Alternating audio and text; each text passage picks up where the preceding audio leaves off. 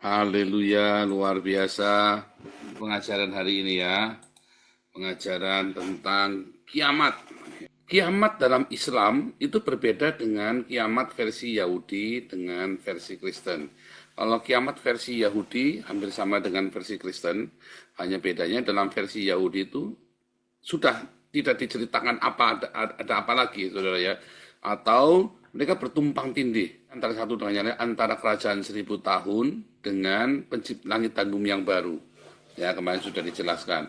Tetapi kalau di dalam Kristen, terlihat ya, tersistematis sekali. Kalau Anda membaca kitab Wahyu itu kan setelah hari kiamat itu, saudara ya. Langit dan bumi yang baru, itu kan setelah hari kiamat. Nah, kalau di dalam Islam itu nggak cerita langit dan bumi yang baru, pokoknya kiamat aja udah selesai, saudara ya. Cerita kiamat, lalu orang Islamnya itu yaitu nge-seks di surga. Memang ada sedikit perbedaan ya. Bukan sedikit, banyak ya, saudara, banyak. Dan definisi kiamatnya pun sangat berbeda sekali. Kalau orang-orang Islam sangat yakin kiamatnya dalam waktu dekat ini. Tetapi orang Kristen dan orang Yahudi itu berkata kiamat itu masih 1000 tahun lagi. 1000 tahun lagi. Ya, karena menghitung milenium. 6 milenium ditambah 1 milenium. Ya. Coba kita buka dulu versi orang Yahudi dulu ya. Apakah Yudaisme percaya dengan apokalips ya? Apokalips ya, atau uncovering ya, tentang akhir zaman, historically refer to revelation prophecies tentang eschatology, the end of the day ya, zaman. Bagaimanapun juga term ini adalah hari penghukuman bagi dunia ya. Jadi kalau ditanya apakah orang Yahudi percaya, ya percaya saudara ya, dengan hari kiamat ya. Ada 6.000 tahun ya, selama 6.000 tahun itu di dalam Talmud itu tuliskan Rabbi Ketina ya, 6.000 tahun di bumi ya, and it is in ruins 1,000, as it stated, the Lord alone shall be exalted on that day. Selama 1.000 tahun Tuhan Yehova akan dimuliakan selama 1.000 tahun itu, saudara. Nanti lihat ya, dalam 1.000 tahun itu Tuhan itu akan dimuliakan ya. Selama 1.000 tahun itu tidak ada kejahatan. Nah, it is in ruin for 2,000 years, as it stated, after 2 days he will revive us. In the third day he will rise us up, and we shall live in his presence. Ini adalah nubuatan tentang kebangkitan Yesus, saudara ya. Ini ada di Hosea 6 ayat 2 itu ya. Tentang kebangkitan Yesus. 2 hari, pada hari ketiga dia akan dibangkitkan. Nah, Rabbi Ketina juga bilang ya, sama seperti tahun Sabat ya, sama seperti tahun Sabat ya di dalam tahun ke-7 ya, maka juga sama ya, tahun ya, every 7,000 years, 1.000 tahun ya. Tadi dikatakan dalam 2 Petrus juga tadi kan, 1.000 tahun ya, satu hari sama dengan 1.000 tahun. Nah, itu ya, itu salah satu pendapat bahwa ada 6.000 tahun, dan memang dari Adam sampai dengan hari ini ya sudah kurang lebih 6.000 tahun Yahudi ya, karena satu harinya Yahudi itu tidak selalu 24 jam, saudara. Kita sekarang menghitung hari itu satu hari 24 jam kan karena anaknya si Darwin ya, si Robert Darwin atau siapa namanya ya. Tetapi sebenarnya satu hari itu tidak selalu 24 jam.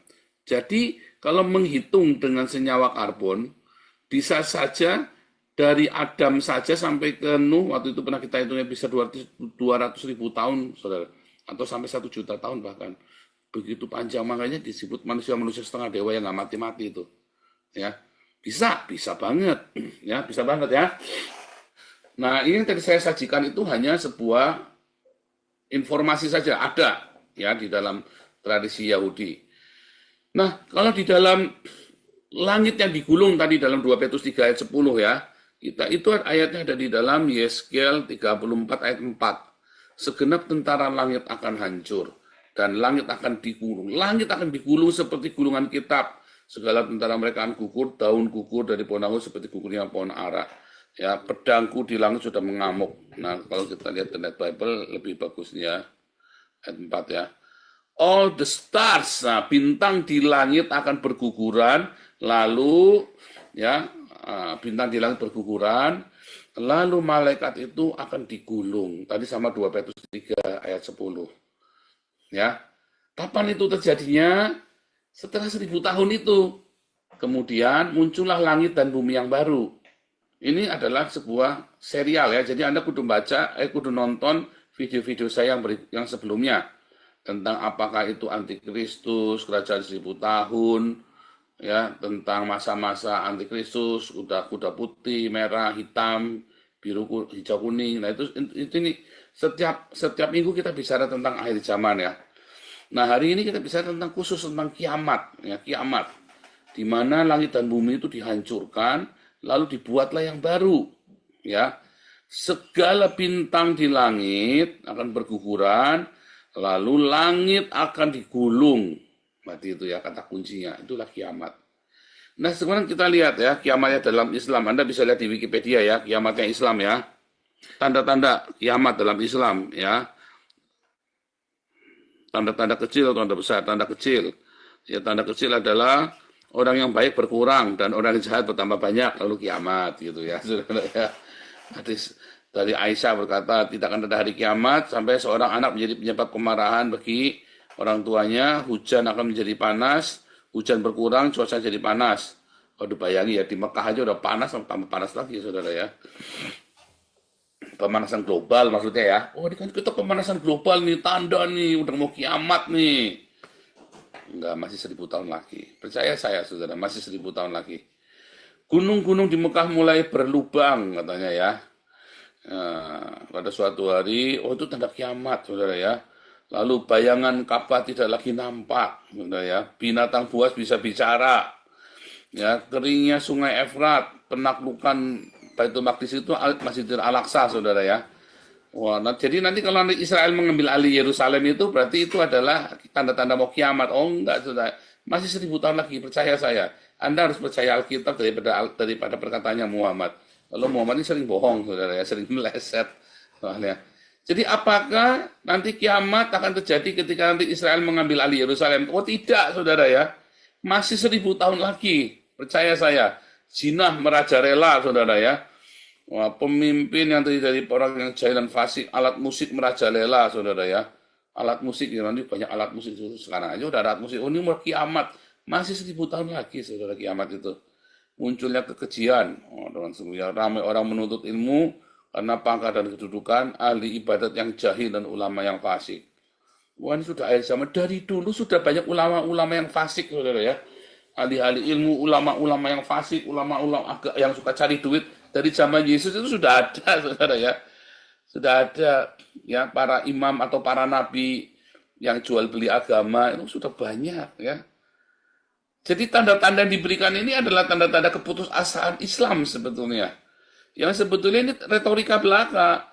Oh nanti banyak homoseksualitas, sekarang juga udah banyak. Oh nanti banyak lagi, iya dari dulu juga sudah banyak, saudara. Islam kan baru-baru aja. Homoseksual itu baru dilegalkan tahun 1980 ya di Eropa, baru ke Amerika ya. Jadi baru-baru aja homoseksual itu di Eropa. Ya, dulunya ya enggak boleh sama gereja, dilarang saudara ya. Anda bisa dipenjara, bisa dihukum mati gara-gara Anda seorang homoseksual loh. Jangankan homoseksual, Anda selingkuh aja Anda bisa dihukum mati oleh gereja loh. Ya sebelum gereja mempengaruhi Eropa, orang Eropa banyak yang homo saudara. Banyak ya. Di seluruh dunia itu perilaku homo itu selalu ada. Karena itu adalah sebuah fantasi seksual. Ya, di seluruh dunia. Bahkan kalau Anda lihat di Afrika itu, di mana kekristenan itu tidak ada kekristenan di sana, wah ya mereka homoseksual dengan luar biasa, saudara ya, di Afrika itu ya. Jangankan dengan homoseksual, dengan binatang pun dijabanin. Ya. Karena kulturnya dibolehkan. Nah, kemudian kekristenan masuk, mulai diajarin tuh. Tetapi hari ini kekristenan permisif. Kenapa? Karena kalah dengan humanisme. Tanda-tanda ini adalah apa saudara? Ini adalah tanda-tanda retorika saja. 2 Petrus 3 ayat 10 ya. Orang-orang kan bertanya di mana janji tentang kedatangannya? Ya nanti. Ya, kan masih lama kan segala sesuatu belum digenapi. Lihat ya, akan tetapi hari Tuhan tiba seperti pencuri. Hari itu langit akan lenyap dengan gemuruh yang dahsyat. Unsur-unsur dunia akan hangus dalam nyala api, bumi dan segala yang ada di atasnya akan lenyap. Ya, ada ciri khasnya. Kapankah itu? Ya, sudah dijelaskan dalam Wahyu 20 bahwa nanti akan ada zaman kerajaan 1000 tahun terlebih dahulu, yaitu musuh-musuh dari orang Yahudi dan orang Kristen akan dihancurkan oleh Yesus Kristus dan para malaikatnya.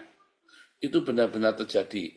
Karena kalau Anda melihat yang sudah dijelaskan dulu kisah dalam kisah dua orang saksi Allah, ada orang Yahudi dan orang Kristen. Anda lihat orang Yahudi masih menggunakan Torah, bukan mata ganti mata yang dimaksud, tetapi dalam Torah mereka masih diizinkan untuk melakukan apa yang ada di dalam Torah secara hurufiah. Sedangkan orang Kristen adalah pelaku Torah, tetapi secara rohaniah. Jadi kalau orang Yahudi bunuhlah homoseksual, orang Kristen nggak boleh. Tetapi bunuhlah keinginan homoseksual itu, bukan orangnya. Maka ketika orang Yahudi memerangi musuh-musuhnya, memerangi Arab, memerangi Hamas, memerangi dulu Yordania, Lebanon, dan seterusnya, dengan perang-perang konvensional, bunuh-bunuhan. Kalau orang Kristen kalau disuruh bilang perang, perangnya adalah perang rohani, saudara. Yaitu perang ideologi dengan berapologia, kayak tadi ya, si Metatron, berapologia, atau dia melakukan sebuah penginjilan atau doa keliling, itu namanya peperangan roh. Karena musuh kita bukan darah dan daging, tetapi ideologi yang di dalam orang-orang ini, yang bakarin gereja, nutupin gereja, yang punya ide-ide busuk, yang memanfaatkan gereja. Itulah musuh kita yang sesungguhnya, itulah perang kita yang sesungguhnya, saudara ya. Nah itu yang seringkali tidak dipahami dan tidak dimengerti perbedaannya. Ya, jadi orang Yahudi nanti ini kan sudah mulai. Orang Yahudi itu akan berperang secara fisik. Tetapi orang-orang Kristen akan berperang secara rohani, saudara. Bedakan ya. Orang Yahudi berperang secara fisik, orang Kristen berperang secara rohania. Itu bedanya. Nah kemudian terjadi peperangan yang luar biasa. Nah Mesias datang. Bagi orang Yahudi, Mesias akan berperang secara fisik. Ya. Tetapi bagi orang Kristen, maka ada peperangan ideologi di sana. Iya, dua-duanya betul. Itulah dua saksi Allah. Nah, yang jasmani dan yang rohani. Kan harus ada dua saksi, nggak bisa satu saksi, itu harus ada dua orang saksi. Yaitu orang Yahudi dengan orang Kristen yang percaya kepada Yesus. Nah, kemudian setelah itu, masuklah dalam kerajaan 1000 tahun. Nah, setelah kerajaan 1000 tahun, maka iblis kembali dilepas. Ya, dilepas dan iblis ini akan merekrut banyak sekali orang-orang dari muka bumi ini, tapi orang-orang ini adalah orang-orang yang tidak punya Yesus di dalam hidupnya. Artinya bukan orang-orang yang dibangkitkan, tapi dari orang-orang yang tertinggal saat itu. Kita lanjut. Kemudian dua saksi Allah ini mengalahkan antikristus ya, Mesias dengan dua saksi Allah ini akan mengalahkan antikristus. Siapa antikristus? Islam. Ya, Islam. Makanya peperangan Islam dengan Kristen dan Yahudi itu terus berlangsung ya sejak lahirnya Islam. Nah, sebelum lahirnya Islam gimana? Sebelum lahirnya Islam ada spirit antikristus yang menyangkal Yesus telah datang sebagai manusia, yang menyangkal Bapa dan Anak, yang menyangkal bahwa Yesus adalah satu-satunya Tuhan dan Juru Selamat. Itulah anti dengan Kristus. Siapa yang menyangkal itu? Di zaman itu, saudara. Di zaman sebelum ada Islam lahir. Spirit of Babel. Apa, saudara? Spirit agamawi. Roh agamawi. Kalau Anda tidak suka dengan penebusan, dengan keselamatan, Anda lebih suka dengan ritual, Anda akan terjebak di dalam berbagai macam upacara-upacara.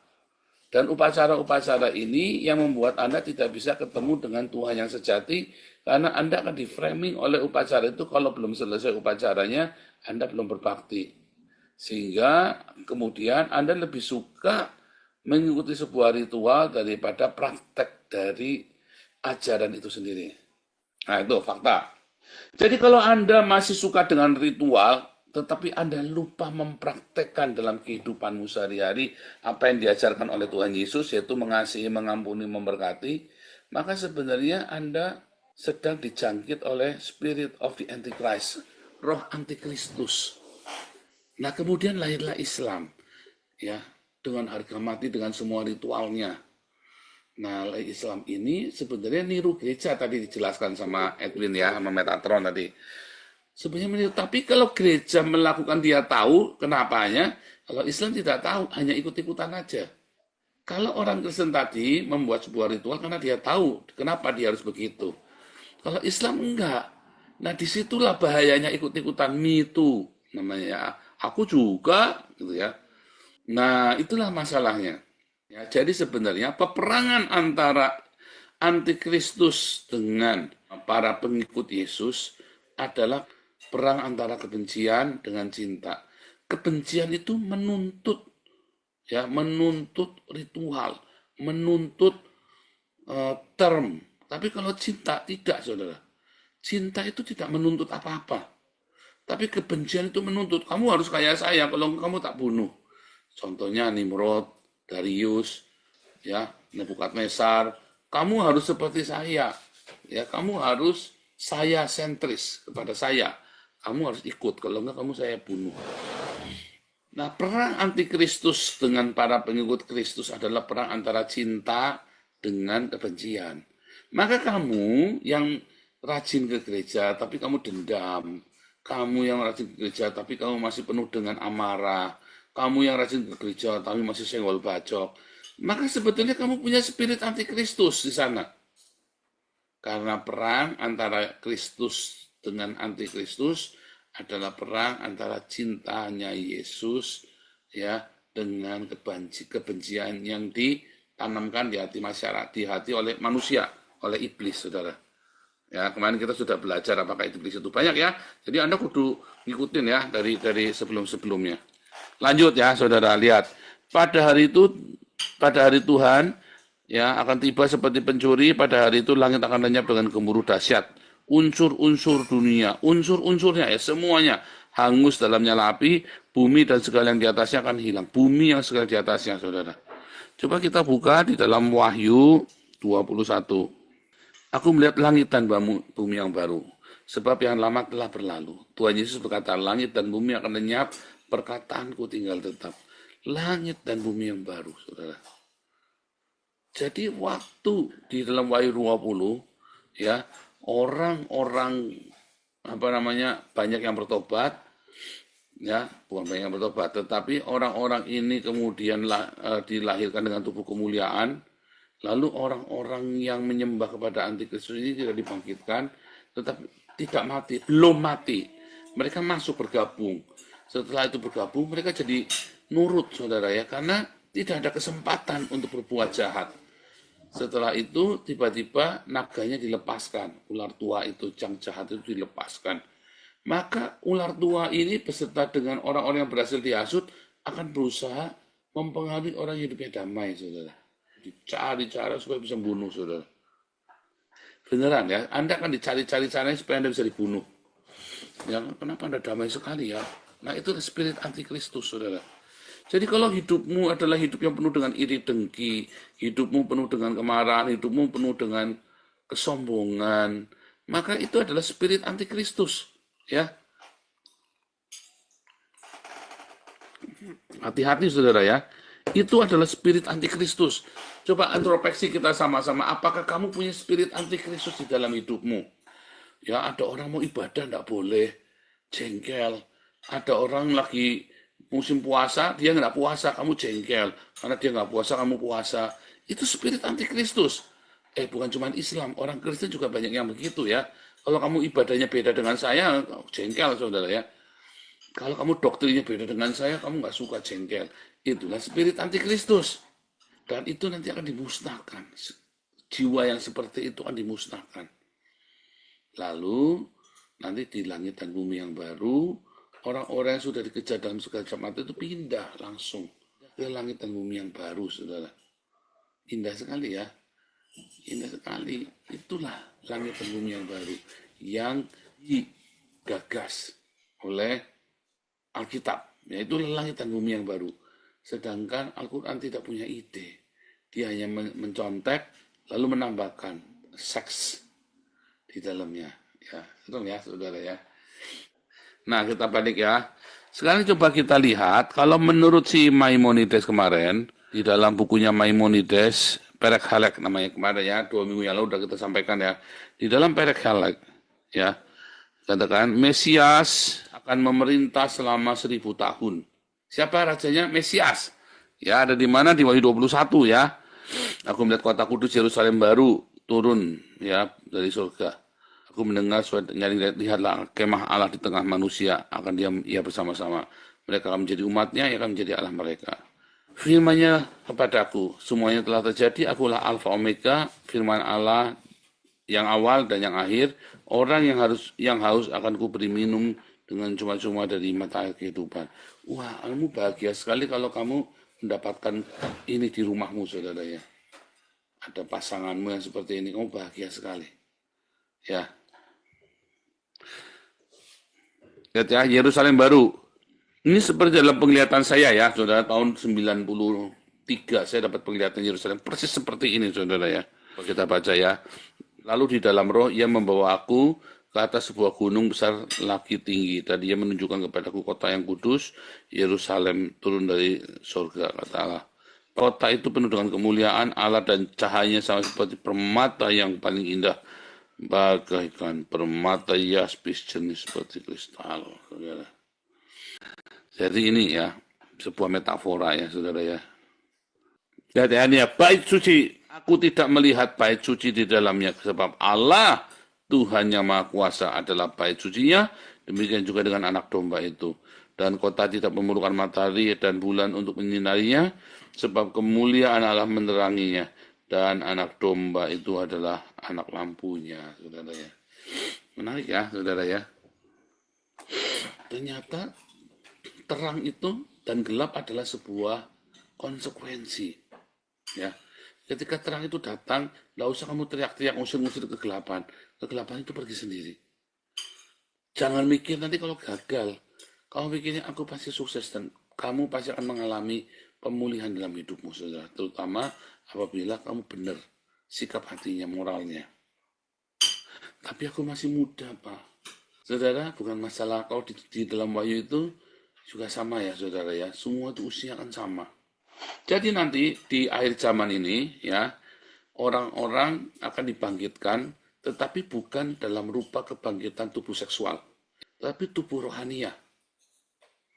Ada tubuh rohania. Beda dengan di Islam, kamu dibangkitkan dengan tubuh seksual. Di dalam Yahudi enggak, makanya tadi bingung mereka. Binatang bisa ngomong-ngomong sama manusia, bisa bicara dengan manusia. Sedangkan di dalam Kristen kerajaan 1000 tahun, binatang akan duduk bersama manusia. Binatang buas itu akan bersama-sama dengan manusia. Itu ya, saudara ya. Lalu, apa dong sekarang? Oke, sekarang ternyata kiamat di dalam Islam itu hanya ikut-ikutan saja, saudara ya. Bohong-bohongan, nggak beneran. Karena kiamat dalam Islam itu ya hanya framing-framing dari Muhammad, dan kemudian orang-orang ketakutan sendiri, pada bingung sendiri. Sedangkan kiamat yang diceritakan oleh tadi Metatron dan saya hari ini sama, saudara. Kiamat itu adalah sesuatu yang indah. Ya, kiamat itu adalah sesuatu yang indah karena kita akan berganti kepada sesuatu yang kekal. Sedangkan dunia dan isinya kan tidak kekal. Nah, kita akan mendapat segala sesuatunya dengan kekal. Bahkan penghukuman juga. Bukan cuman surga, langit dan bumi yang baru yang kekal. Penghukumannya juga sama, ya saudara ya, kekal juga. Nah, jadi kalau Anda membaca tentang kiamat di dalam Alkitab, mulainya dari Wahyu 20, ketika iblis dilepaskan kembali. Lalu terjadi perang Gog Magog, Gog melawan Magog, itulah hari kiamat, saudara. Ya, itulah hari kiamat. Karena manusia akan dihasut oleh iblis untuk melawan dirinya sendiri, untuk melawan tanahnya sendiri.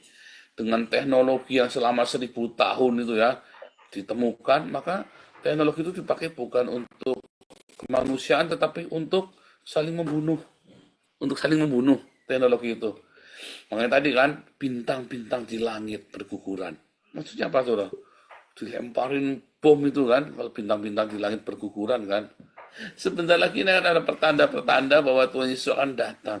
Nah, kalau dimaksud kiamatnya orang Muslim, itu buat kita adalah Yesus akan datang, saudara. Cuman Islam itu malu, dia tidak berani berkata Yesus akan datang. Tapi dia bilangnya nanti Isa datang, dia akan mematahkan salib dan bakar babi. Ya, saudara. Itu yang terjadi sekarang ini. Wih, serem ya. Dibolak-balik tok. Tetapi bagi orang-orang Kristen, bukan klinik-klinik Yesus datang. Yesus benar-benar datang dan kita lagi nunggu. Kita sedang menunggu kedatangan Yesus. Walaupun tadi si Edwin sudah jelasin ya. Sudah jelasin. Ternyata sebetulnya ada orang-orang yang tidak mengakui kedatangan Tuhan atau dia hanya sedikit saja tahunya. Di dalam pengajaran orang Rabbinik Yahudi ini ya, namanya Perek Halek ya, kekuasaan Mesias akan berlangsung selama 1000 tahun ya. Ada 13 prinsipal, fundamental prinsip dari Maimonides. Tetapi ke-13 ini tidak ada yang cerita tentang bahwa akan ada bencana yang besar yang Tuhan akan melindunginya. Kalau Anda melihat ya di dalam tradisi Yudaisme ya, orang Yahudi kan ingin pertolongan sekarang. Karena orang Yahudi itu hidupnya dalam tekanan, saudara. Tapi mereka lupa, tanpa kamu sekarang minta tolong, ketika kamu berdoa untuk satu sistem, maka kamu juga akan diberkati. Makanya mulailah, saudara. Mulailah Anda saat teduh bersama dengan keluargamu. Jangan berhenti. Mulailah, saudara. Karena saat teduh bersama dengan Tuhan Yesus itu adalah sebuah prestasi. Nah, saya mau tunjukkan ya. Saudara, di dalam prinsip-prinsip ini ya, coba kita lihat ya. Prinsip yang pertama dari Maimonides ya, bahwa harus kita percaya ada eksistensi dari Sang Pencipta. Ya, lalu yang kedua, ya, we are taught to believe God is one, the cause of all causes. Saudara, God is one ini, the God is one, ya, the causes and all of all causes. He is not member of pair, bukan sepasang, bukan spesies juga atau genus. Ya, bukan ya saudara ya. Jadi prinsip Allah itu ya, prinsip kealahan itu bukan prinsip kealahan seperti yang tauhid, monoteisme, bukan. Karena orang Yahudi itu prinsipnya adalah henoteisme atau monolatis, saudara. Ada banyak sekali dewa di muka bumi, tapi aku menyembah dewa yang namanya Yehova. Itu penting ya, saudara ya. Maka, saudara, ketika kita sudah mengerti bahwa kita menyembah Yehova, di dalam prinsip-prinsip ini, ya ada prinsip yang keempat, kita percaya that the one is absolute eternal, and nothing exists before him. The fifth foundation, only he, blessed be he, rightfully worship, magnified, obey, prinsip-prinsip iman. Yang keenam, fundamental. Nanti Anda putar balik ya. Ya, is prophecy. One should know that among men are found. Jadi jangan kebanyak nubuatan itu ya. Bahwa nubuatan itu, I remind you, passing of many scriptural passages which testify to the prophecy of many different prophets. Jadi Anda hati-hati ketika berkata nubuatan ini adalah untuk itu di dalam Alkitab.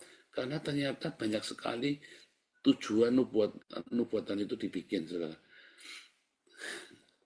Bukan asal-asalannya. Kenapa nubuatan itu difabrikasi? Kenapa ada seorang nabi itu memberikan nubuatan?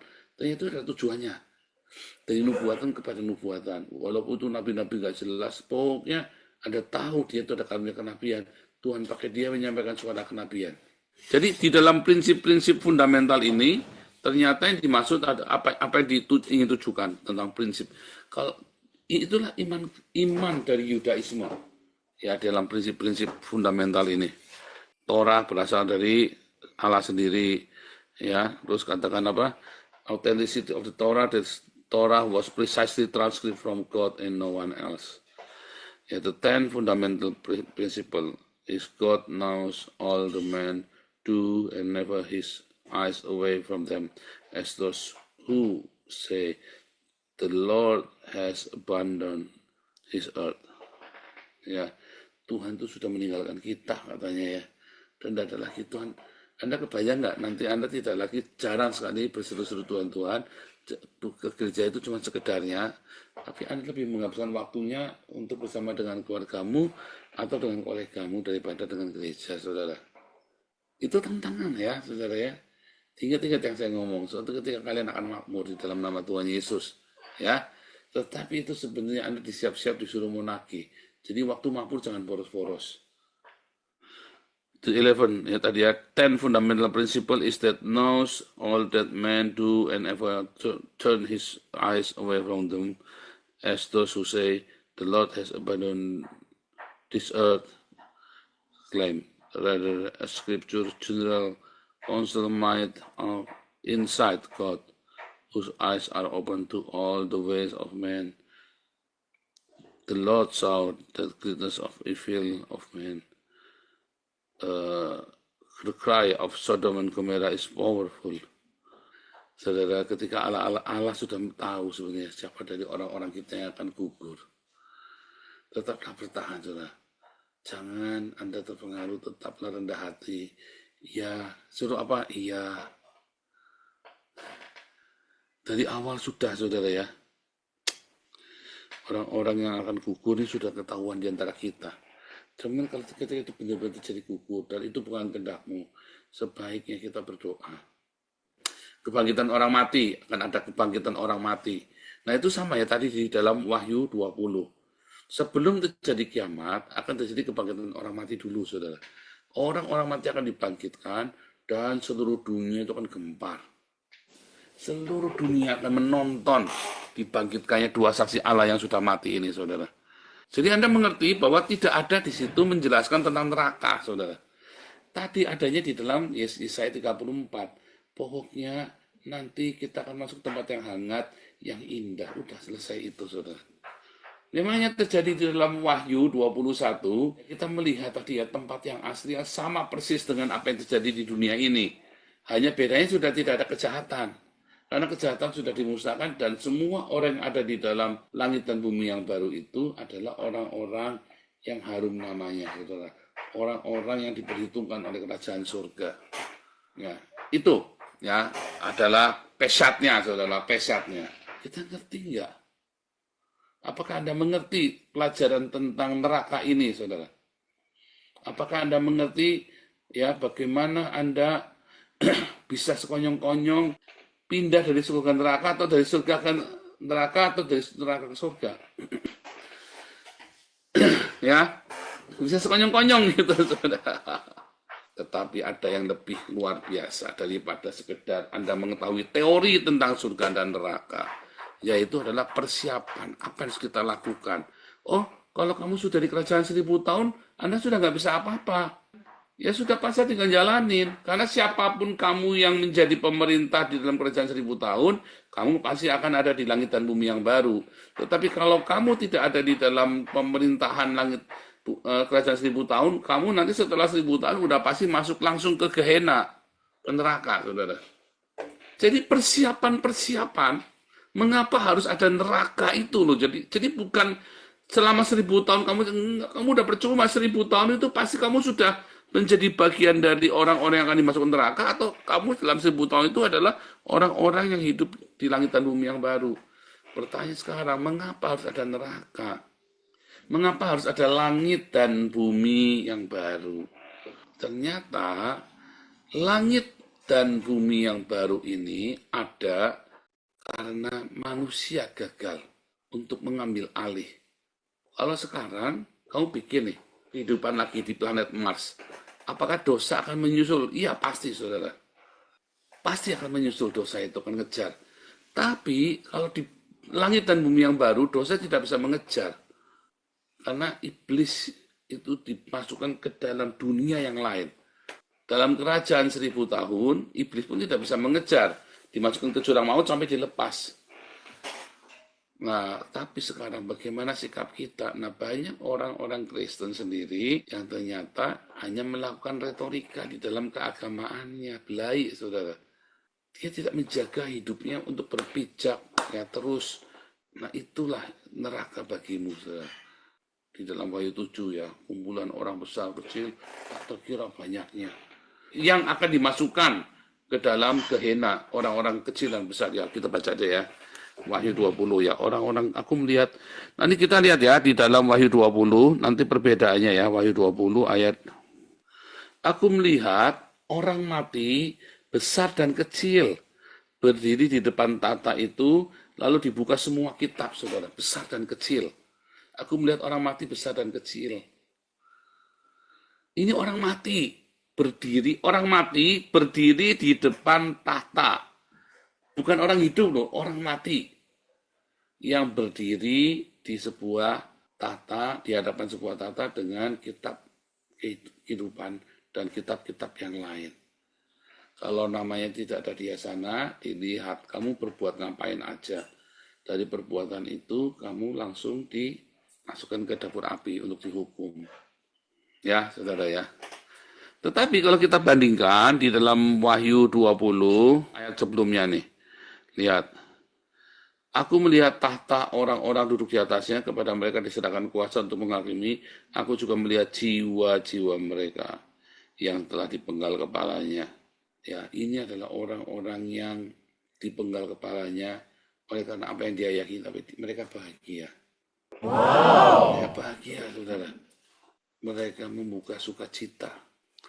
Tetapi kalau kita lihat di dalam Wahyu 7, orang yang dimeteraikan di bangsa Israel ya, ada 144.000. Kemudian daripada itu aku melihat sesungguhnya suatu kumpulan besar orang banyak yang tak terhingga. Orang banyak, tidak dapat dihitung banyaknya. Dari segala suku, kaum, dan bahasa. Berdiri di hadapan tahta. Di hadapan tatanan domba, memakai jubah jepit, memegang daun-daun palem di tangan mereka. Wah, ini beda banget nih, saudara. Orang-orang yang baru percaya, tapi kemudian bisa menerima Roh Kudus langsung. Ya, dia akan diberi karunia-karunia yang lebih. Lihat ya, ini tidak ada besar dan kecil. Nggak ada orang besar, orang kecil, nggak ada. Semua dianggap sama. Kalau tadi ada besar kecil. Tadi yang saya bilang sama si Metatronnya, itu ini kecil-kecil, mati langsung masuk surga, langsung olahlah bebek sama bidadari itu. Ya kan? Itu kan yang dimaui kan oleh masyarakat kan. Kalau dilihat dari Wahyu 20 juga sama kan. Mereka darah para martir, tapi mereka bersuka cita. Bandingkan dengan tadi ya, di dalam Wahyu 21. Itu apa sih, orang-orang banyak ini akan berdiri dan mereka terbingung-bingung. Segitu banyak. Mungkin dia berdiri dengan korban yang dia bunuh dulu, saudara. Sama-sama berdosa, sama-sama masuk neraka. Kita nggak tahu. Pokoknya ini benar-benar benar-benar sebuah kisah yang mengerikan ya, saudara. Kalau Anda ada di pihak yang salah atau Anda sedang dihakimi, wah itu Anda bisa histeris itu, saudara ya. Peristiwa penghakiman itu Anda kebayang ya, no way out, tidak ada no way out, there is no way back. Tidak bisa balik karena tubuhmu itu sudah tidak ada. Selama nyawa kita, nafas kita masih ada di dalam tubuh, itu adalah kesempatan kita untuk bertobat dan melakukan pekerjaan Tuhan. Tapi kalau kita tidak bertobat, ya kita menyia-nyiakan 1000 tahun itu. Itu ya, saudara ya. Jadi hati-hati, persiapan itu mulai dari sekarang. Kerajaan 1000 tahun itu bukan nanti, tapi sekarang. Sekarang. Selama 1000 tahun itu Anda udah nggak bisa apa-apa, Anda hanya tinggal melakukan sekarang. Mengapa neraka itu harus ada, saudara? Karena kejahatan itu semua ya, sama seperti kejahatan itu sebagai konsekuensi dari penciptaan, ya, tapi terjadi pemberontakan di dalam alam rohania yang dibawa ke dalam alam jasmania, maka alam jasmani ini akan dimurnikan bukan dengan air, tapi dengan api. Bukan dengan air lagi, tapi dengan api. Akan dimurnikan semua unsur-unsur dunia ini. Api itu yang akan memurnikan emas. Hidup kita juga sama. Nah, tetapi api itu juga yang menghancurkan segala sesuatu. Makanya termasuk dosa pun ya dibuang, orang-orang mati, yang laut menyerahkan orang mati, menyerahkan dunia orang mati dan orang-orang mati di dalamnya. Supaya apa? Supaya tuntas. Semua kejahatan tuntas, tidak ada lagi kejahatan.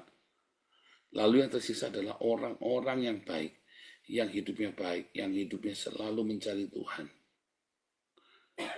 Jadi jangan berpikir kalau hidupnya kita itu susah, saudara. Enggak, hidupnya kita enggak susah. Tujuan kita cuma bagaimana supaya bisa masuk ke paradiso. Enggak susah. Kecuali tugasmu adalah bagaimana supaya kamu memadamkan api neraka kayak Habib itu lah baru, saudara ya. Oh, api neraka padam gara-gara cuma diludahin saja kan, goblok, saudara. Bagaimana bisa api neraka? Oh ya imani, bukan masalah imani, saudara. Udah logis. Betul, Henry. Konsekuensi dari semua kejahatan. Ya, konsekuensi. Neraka itu ada untuk menghabiskan semua konsekuensi itu. Dunia diriset. Dimurnikan, dihabiskan dalam api, saudara. Makanya harus ada api neraka. Ya. Dari mana api neraka itu berada? Ya, berasal dari orang-orang dari dunia ini. Kan api itu sudah ada di sini. Nah, ini bagusnya. Kepadamu dianugerahkan bukan saja untuk percaya, tetapi juga untuk menderita. Ya. Nah, api yang ada sekarang ketika kamu masih hidup adalah untuk memurnikan hidupmu. Konflik, pencobaan, fitnahan, kemiskinan, itu adalah api, itu adalah baptisan api yang Tuhan izinkan dari hidupmu supaya kamu murni emasnya. Ya. Supaya emasmu murni, kamu dengan api. Tetapi ketika kamu tetap ngotot tidak mau memurnikan, maka semua akan dibakar di dalam dapur api yang menyala-nyala selama-lamanya. Api kalau sedikit itu menghangatkan, saudara. Tetapi api yang banyak itu menghancurkan. Itulah gunanya kita selalu mencari Tuhan dengan segenap hati kita, dengan ketulusan hati. Nah, kalau Anda sedang di dalam pencobaan hari ini, berbahagialah. Karena Anda sedang dimurnikan supaya semua kotoran itu keluar. Serius, saudara ya. Ketika saya difitnah, ketika saya lagi nggak punya uang, ketika saya lagi menghadapi pencobaan, maka sebenarnya saya sedang dimurnikan hidup saya. Kalau saya nurut, saya cuma diem, ada apa Tuhan? Mungkin saya, walaupun saya tahu saya nggak salah, tetapi ada sesuatu di dalam pemikiran saya untuk jangan merespon. Maka saya nggak merespon, dan akhirnya itulah baptisan api. Itulah baptisan api, saudara. Nah, kalau kamu tidak mau dimurnikan di dalam api itu, maka yang terjadi kamu bukan dibaptis di dalam api, kamu akan dilempar ke dalam perapian yang menyala-nyala. Itulah bedanya, saudara. Jadi sekarang hari-hari ini, nikmati segala konflik itu dengan respon yang benar, walaupun keki ya, dengan respon yang benar. Demikian juga sama, Anda yang berkelimang dengan harta, tadi dikatakan hati-hati loh, jangan hidup mewah loh. Jangan bergaya hidup mewah loh. Kamu disuruh hidup dalam kesederhanaan loh. Hati-hati. Bukan disuruh hidup miskin, ya hidup sederhana. Ya, beda ya, saudara, ya, hidup miskin. Nah sekarang, saudara, kalau kamu hidup dalam kelimpahan berkatmu, jasmani, maka kamu jangan buat menjadi pencobaan bagi yang lain dengan kamu pamerkan. Kamu mulai belajar.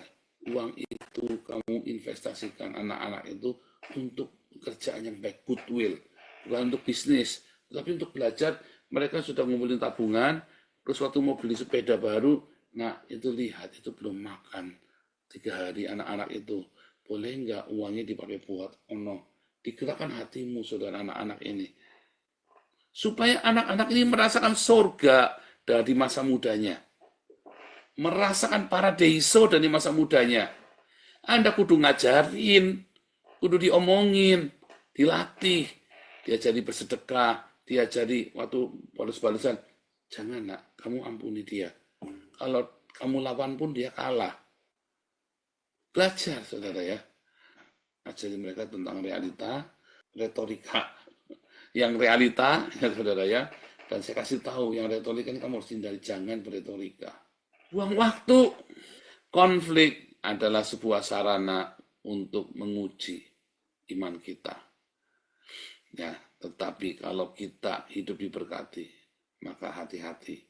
Ketiadaan konflik dan semua materimu bisa hanyut dalam semalam.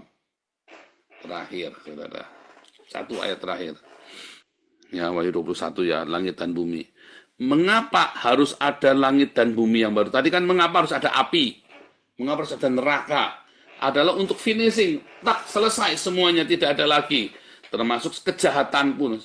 Kemarin sudah dibedakan ya, bedanya setan, satana, diabolos, daemon. Sudah saya bedakan ya. Jadi setan itu bukan sebuah oknum, tapi sebuah apa? Ambience. Ya, sama seperti Tuhan adalah sang cinta, maka setan adalah ambience. Nah, ambience itu kemudian harus dirusak, dibakar di api, saudara. Dipanas, dibakar, dimusnahkan ambience itu. Ya, sama seperti karaktermu dimurnikan di api, ambience itu diselesaikan. Ambience yang jahat itu masukkan ke dapur api, sudah tidak ada lagi. Semua nol. Ya, kalau orang Yahudi kan anulihiyasi, saudara ya. Bahwa the Dome Day, hari penghakiman itu, atau hari kiamat, itu adalah hari risetnya, di riset dunia. Supaya ada langit dan bumi yang baru, di mana tidak ada lagi kejahatan di sana. Langit dan bumi yang baru, tempat di mana kita ya bisa berkarya dengan cinta. Bukan memuaskan darah dan daging lagi loh, saudara ya. Tidak ada ya, darah dan daging itu bohong, saudara ya. Maksudnya gini, darah dagingnya tidak masuk ke dalam surga. Jadi kamu tidak akan mengalami seks di surga, itu tidak ada. Ya, gitu ya, saudara ya. Ingat, itu adalah perkara rohania, ya, bukan perkara jasmania, ya. Bukan perkara nanti kamu dibangkitkan, kamu usia 33 tahun, bayi juga sama ya. Semuanya lagi bayi, dia belum merasakan lari-lari, udah langsung 30 tahun, bukan begitu juga ya. Tetapi langit dan bumi yang baru adalah tempat ketika kamu dipindahkan, ketika bumi itu dilenyapkan, kamu dipindahkan ke suatu tempat yang baru. Bisa hurufnya nggak? Bisa. Kita tidak tahu, karena begitu canggihnya manusia sehingga menciptakan dunia baru. Kita nggak ngerti, saudara. Atau memang Tuhan sediakan di suatu tempat di muka bumi ini yang sesuatu yang indah, kita tidak tahu. Yang tahu itu adalah sebuah metafora atau enggak, kita nggak ngerti, saudara. Tapi yang pasti, di dalam langit dan bumi yang baru, itu adalah kehidupan yang baru. Semua diriset. Saudara, kalau Anda pernah pindah warga negara kayak saya, ini hidupnya kayak diriset, saudara. Seperti diriset hidupnya. Diulangi lagi. Saya diberi kesempatan untuk mengulangi hidup lagi, kecuali umur ya. Tapi untuk dengan anak saya, istri saya. Makanya saya sedikit mungkin saya pergi keluar kota nginep, saya selalu pengen di rumah. Karena dalam kehidupan saya yang pertama, yang lalu di Indonesia, saya itu sering di luar. Biasa di luar, bukan luar biasa, tapi biasa di luar. Nah, begitu saya masuk ke Belanda, saya ini kayak di riset hidupnya, saudara. Saya diberi kesempatan untuk memulai yang baru. Bagaimana dengan kalian? Ya, langit dan bumi yang baru adalah meriset hidupmu, saudara. Hidupmu yang baru. Dengan segala yang ideal. Tidak ada dosa, tidak ada satana, tidak ada kesempatan berbuat dosa. Semuanya sudah tertata rapi. Itulah langit dan bumi yang baru. Ya, nah langit dan bumi yang baru itu digambarkan dengan tanah perjanjian. Ya, langit dan bumi yang baru ya dilambangkan dengan tanah perjanjian. Di dalam kalau saya inilah Belanda ini adalah tanah perjanjiannya saya. Langit dan bumi yang barunya saya.